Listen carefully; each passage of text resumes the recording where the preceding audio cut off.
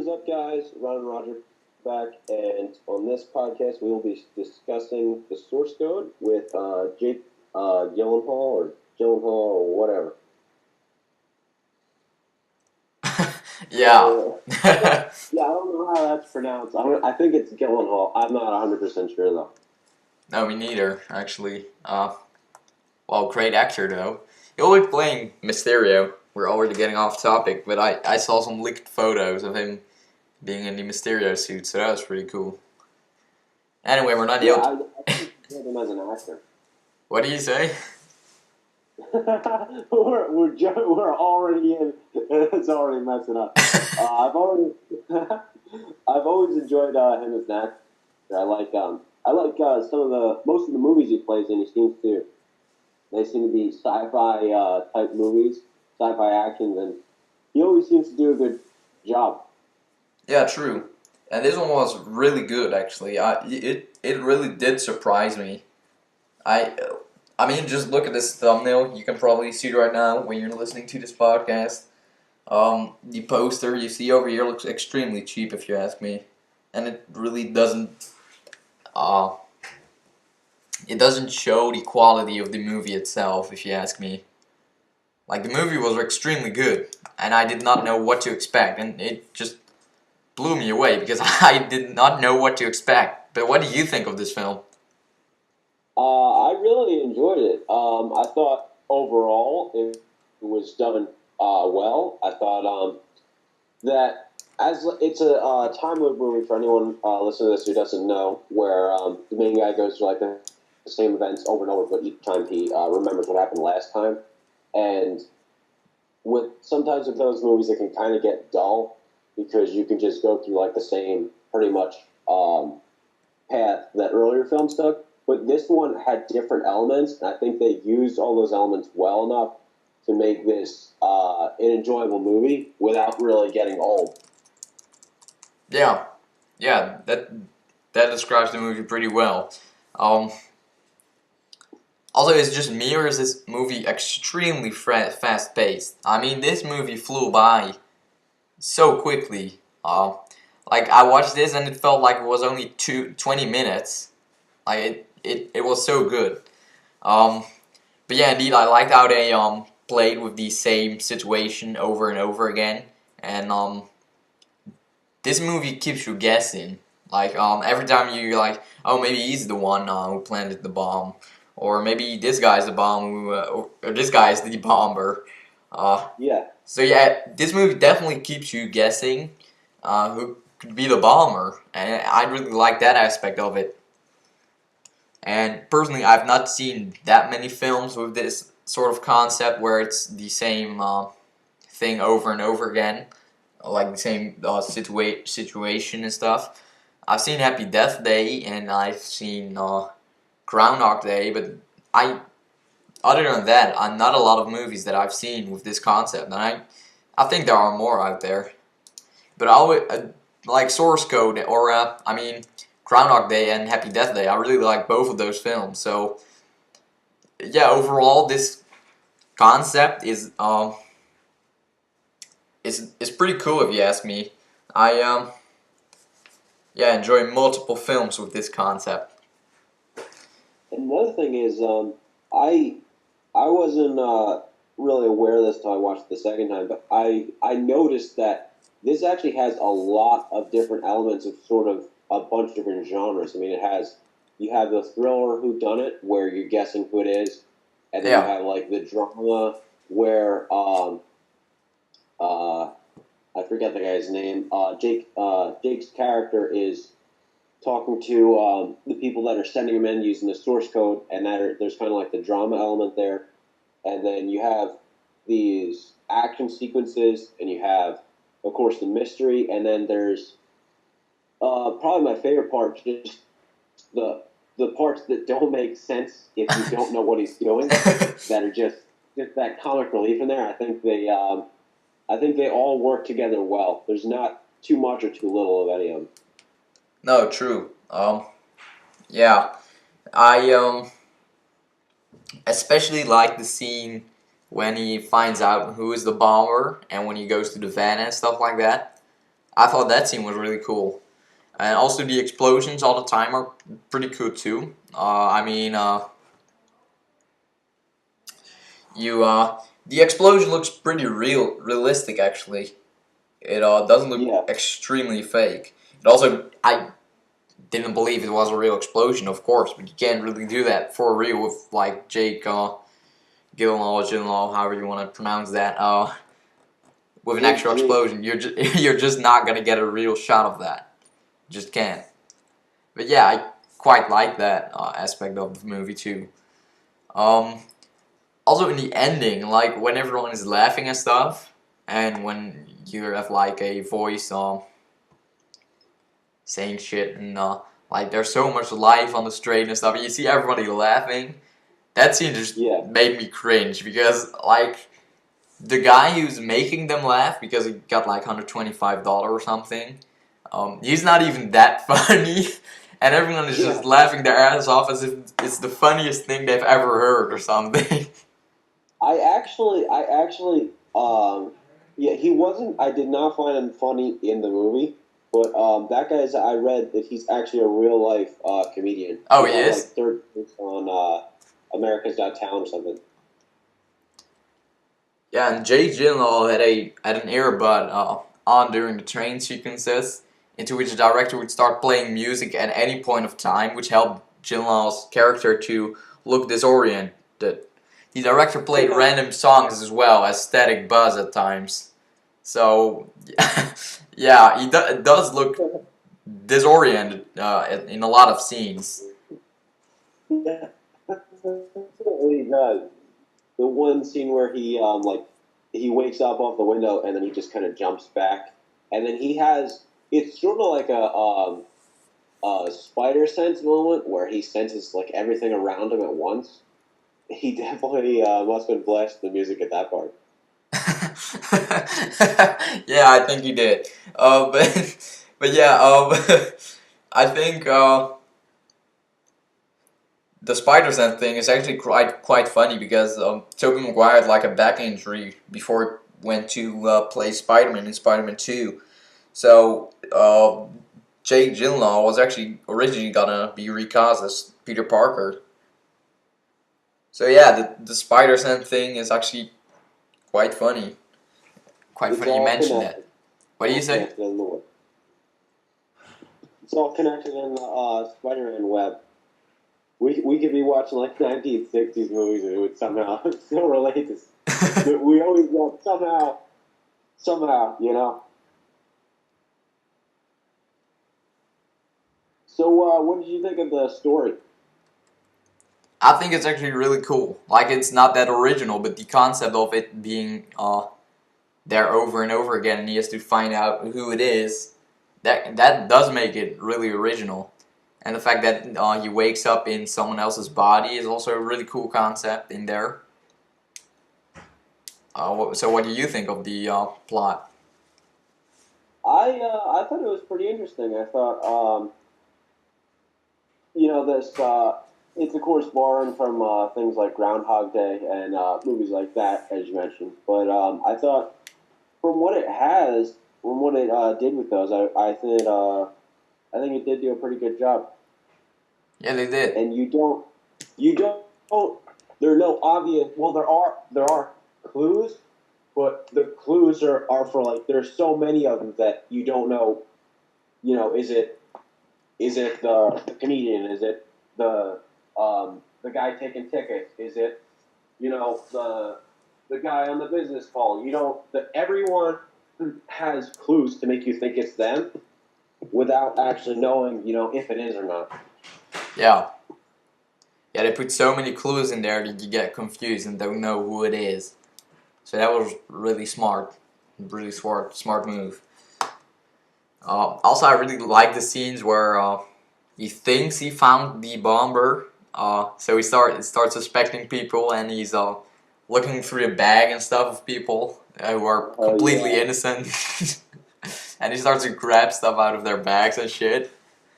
And it just makes him go crazy, actually. So that was kind of like another kind of subgenre in this Yeah, I thought some of the comedy in this was really good. I know there's the one part where he just kind of freaks out because he looked at his ID and then it's like he's like, ah, crap, what am I gonna do?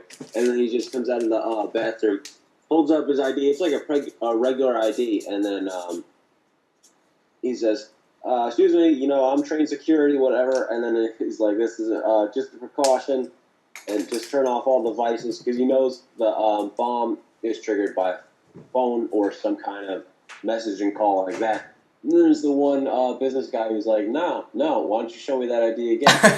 Yeah. And he just sucked her punch him right in the jaw, and then the woman he's with comes rushing over, and then she says, "Why'd you do that for?" And then he says something like he says something like no, there's not going to be a next time, and something like that, and the train just immediately explodes, and that caught me so off guard.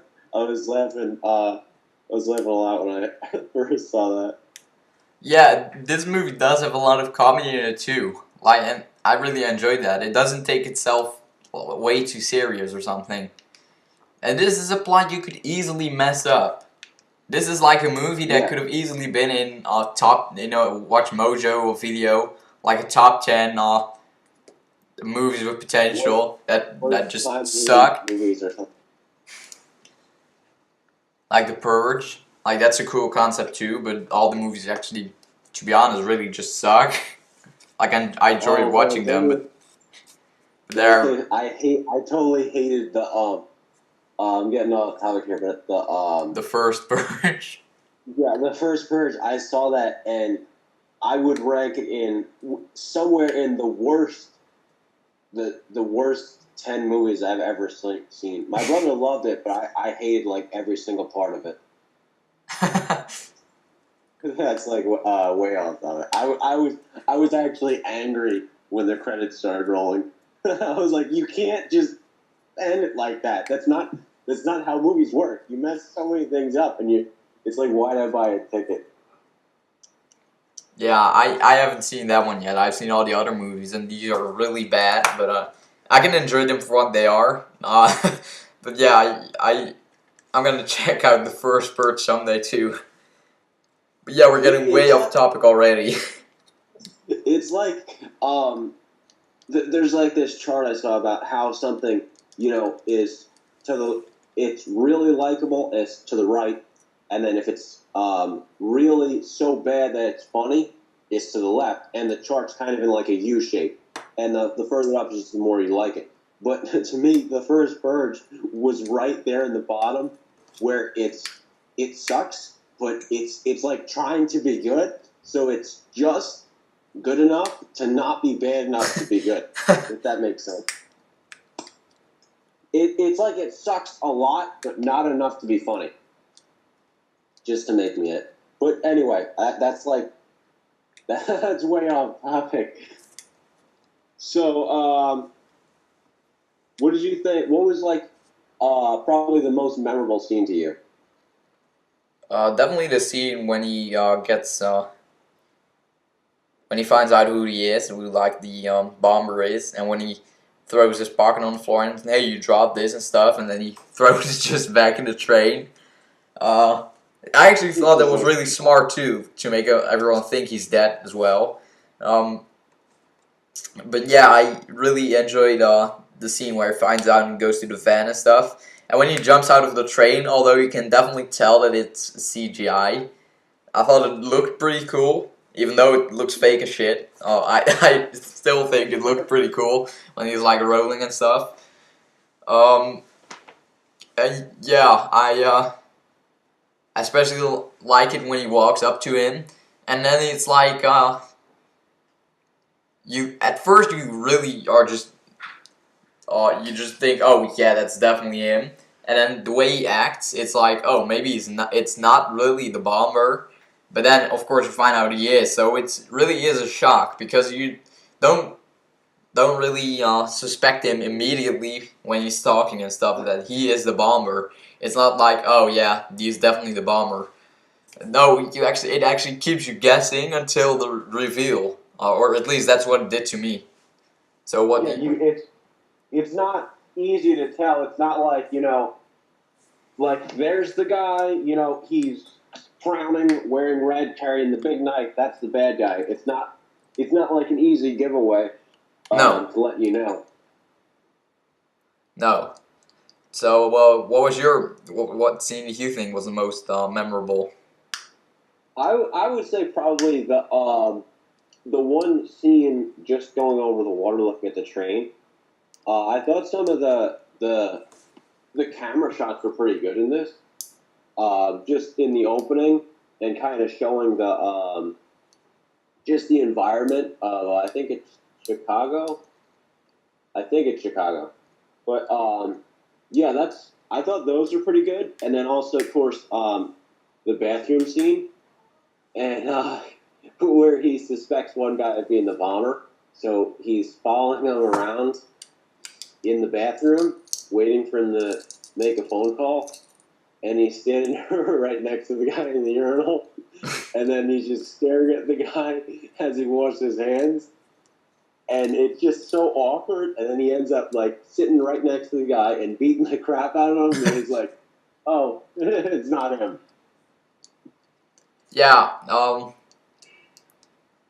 the scenes like those little scenes, make this movie so great. And actually pretty overlooked. I mean, I hadn't heard of this film even before you told me about it to do a podcast on this film. So yeah, it's definitely a really underrated, but especially overlooked film because I thought the acting was great. The special effects are most of the time are pretty well, but when the explosion comes, it looks pretty good. You can tell it's CGI, but it still looks pretty good. And when he's falling off the train, you can also see it's CGI, but it still looks pretty good. Also, I just saw on the IMDb trivia page that only the American flag wasn't CGI in the back of the van. Like, the white van with all the bombs and stuff and all the nuclear shit.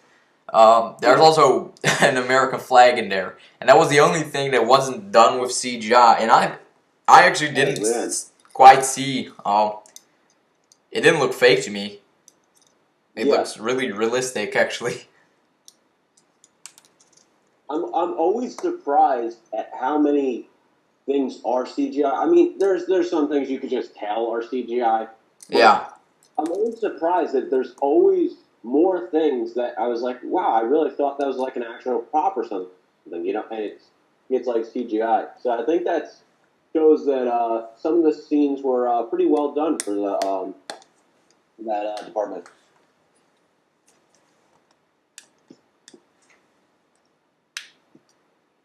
Oh, by the way, this was directed by David Bowie's son. Oh, it was?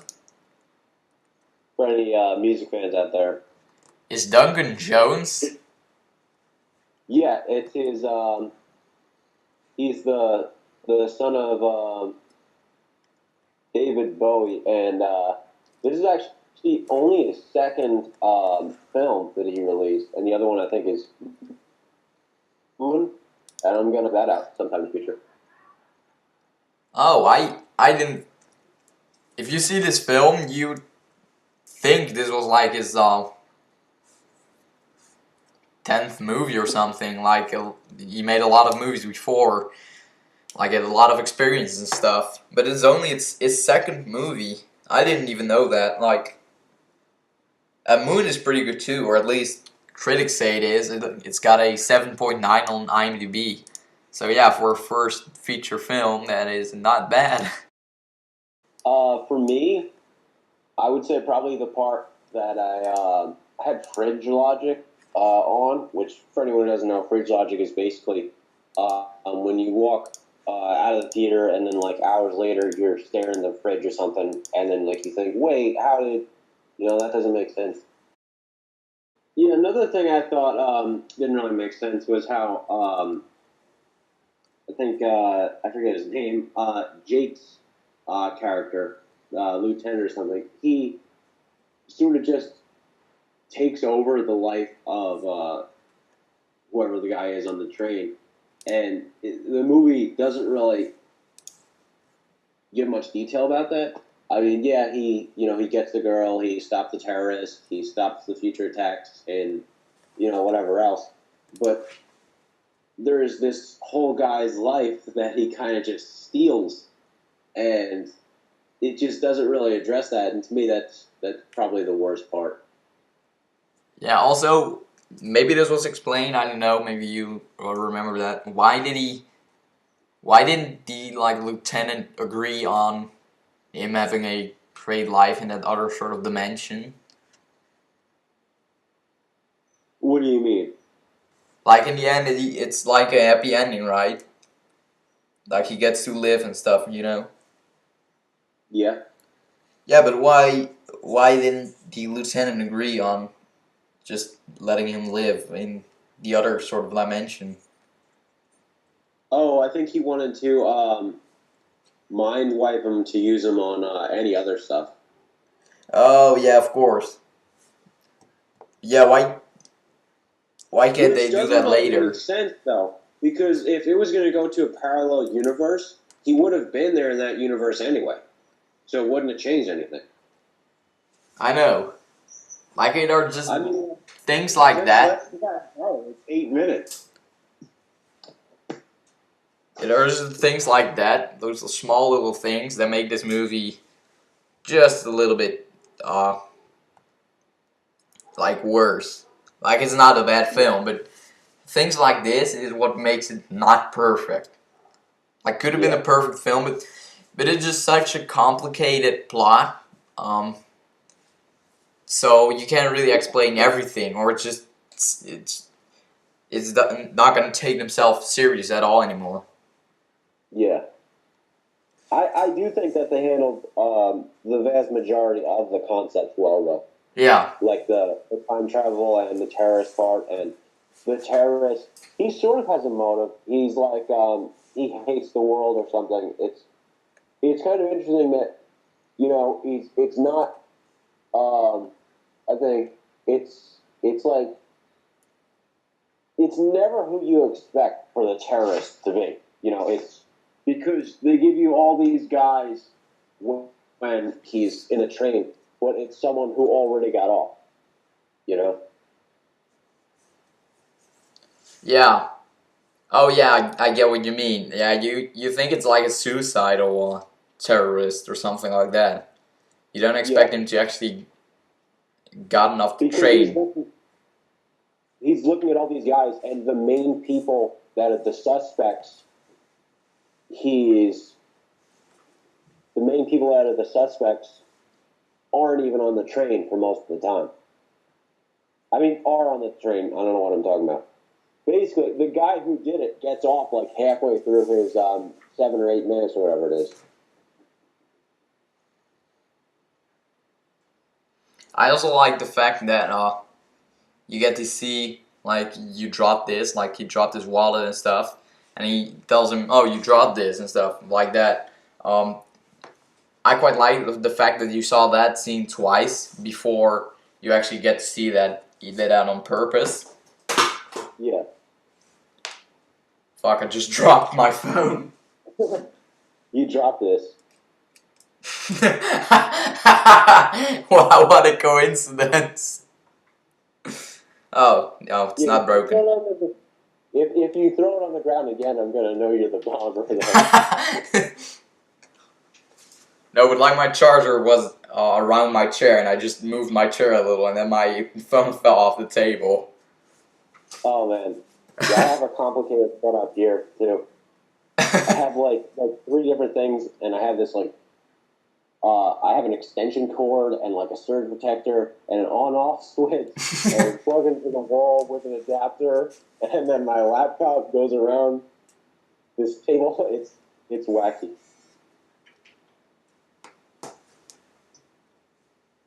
Yeah, do you have anything else to say about source code, really? Not really. I thought it was, I thought it did most things pretty well. I think it did pretty well at the box office. It got almost 5 times the budget. Its budget was like $32 million, and box office was almost 150. But yeah, I thought it was. It had a few flaws, but I thought it was mostly enjoyable film. Yeah, it is. I'd probably give it like maybe like an 8.5 or 8.7 out of 10. Yeah, same. I would give it like around an 8 or 8.5 out of 10 as well. Because yeah, it was really entertaining, and I can't wait to watch this movie again. Like to see, like when you watch it twice, you already know stuff, what's gonna happen, and then it's fun to see like the bomber just sit on a train and stuff. You're like, oh, that's the guy, and that's just something that's great about rewatching these sort of movies because you know stuff already. Of course, it's fun to watch it for the first time because then you guess, but now you're just looking at, oh yeah, that's gonna happen with that guy and stuff like that.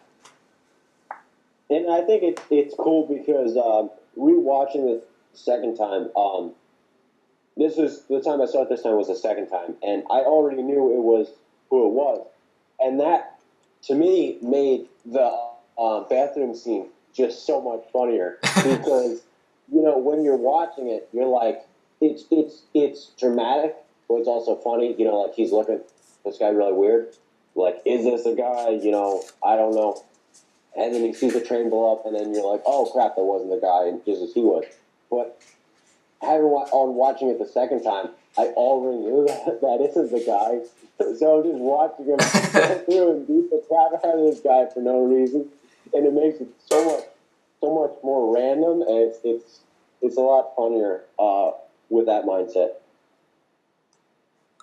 So yeah, 8.5 out of 10. I'd rated that. You too, right? Also 8.5 out of 10. Yeah, pretty much. All right, so yeah, well, we see you guys next week with the podcast Too Dark Man. So yeah, stay tuned for that. I'll see you guys next time. See ya. See ya. Catch you guys later. You just know I'm still recording, right? Yeah. Yeah, I was right about to say it's the 5-second part where we're both waiting. You're waiting for me to say something. I'm waiting for you to end it. It's that always. All right, I will catch you guys later. Roger, you got anything else to say? Yeah, see ya.